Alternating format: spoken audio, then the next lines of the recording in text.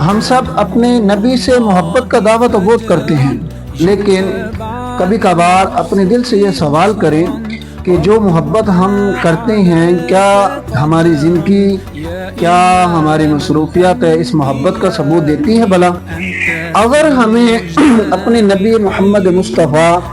صلی اللہ تعالیٰ علیہ وسلم سے محبت ہوتی نا، تو ہم کبھی بھی نماز نہ چھوڑتے، جھوٹ، غیبت، چغلی، حسد، ان سب چیزوں سے نفرت کرتے، اور ہم اپنے اخلاق کو اس طرح بناتے کہ جس طرح ہمارے نبی نے ہمیں سکھایا تھا۔ لیکن افسوس کے ساتھ ہم اپنے نبی کو محفلوں میں صرف یاد کرتے ہیں،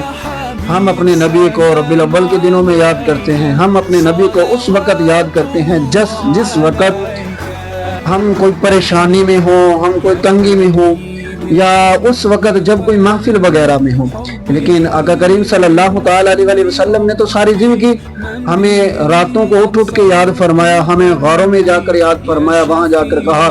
کہ رب حبل امتی، رب حبل امتی، یا اللہ میری امت کا معاملہ میرے حق میں فرما دے۔